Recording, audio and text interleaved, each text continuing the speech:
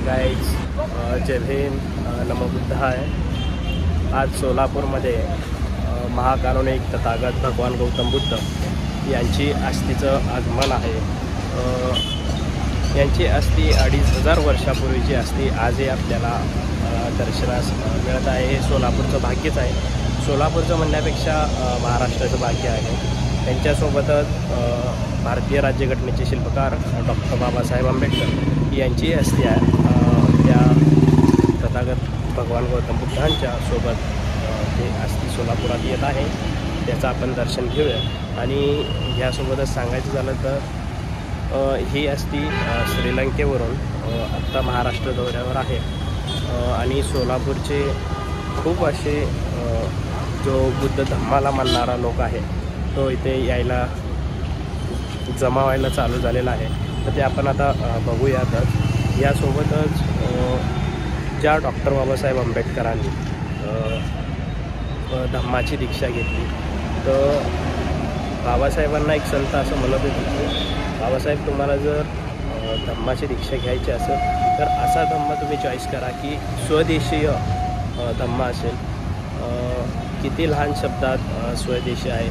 स्वदेशीय म्हणजे स्वतःच्या देशाचा धम्म, म्हणजेच बुद्ध धम्म बाबासाहेबांनी तो स्वीकारला।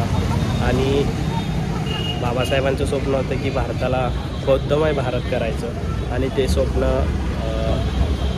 साकारायला आपण तयार आहोत आणि ते आपण करत आहोत। धम्म हा 132 देशामध्ये हा बुद्ध धम्म पसरलेला धम्म आहे।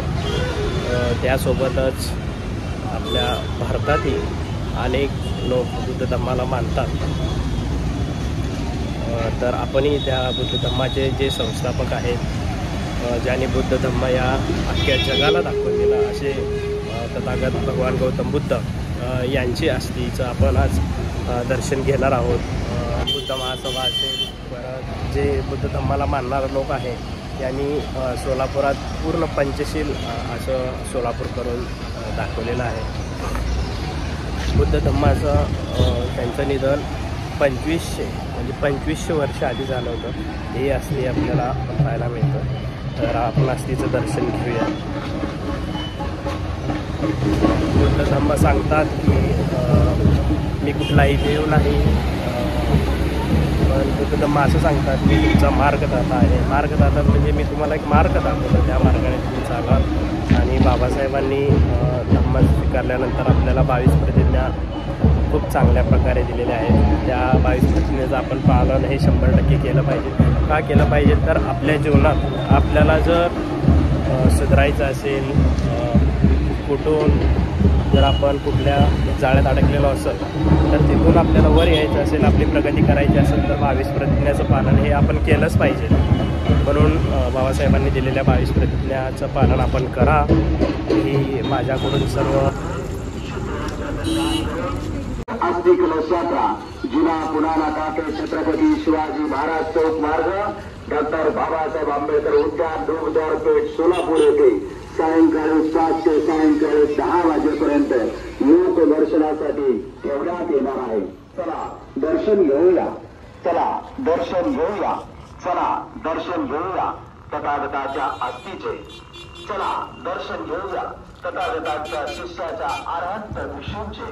चला दर्शन घेऊया देवी सत्व तरुण पूज्य डॉक्टर बाबासाहेब आंबेडकर यांच्या अस्थीचे। मुंबई एशिया नेता फाउंडेशन इंडिया व सोलापुरातील अस्थी कलश दर्शन स्वागत समिती यांच्या वतीने तमाम सोलापुरातील जनतेला जाहीर निमंत्रण। या सुवर्ण व जीवनामध्ये आपण संधीचा या दर्शनाचा भाग घ्या, अशी संधी पुन्हा मिळणार नाही। चला बंधूंनो, भगिनींनो, माता भगिनींनो, या सर्वांना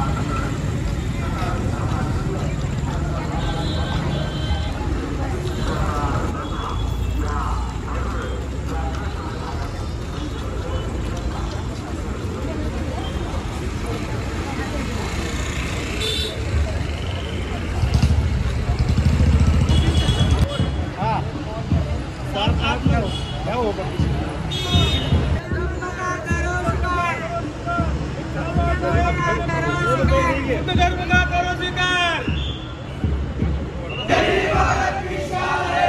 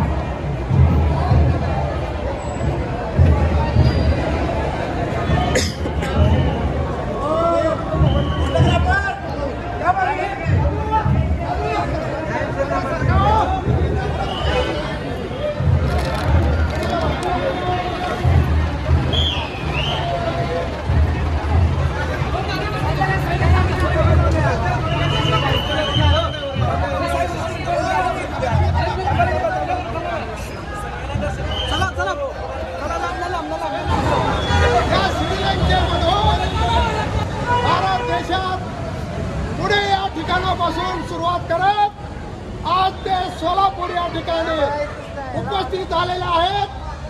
त्यांना समाजाची, पोलीस दलाची, सैन्य दलाची तसेच समता सैनिक दल, चित्रक ब्रिगेड, शाक्य संघ यांच्या वतीने त्यांना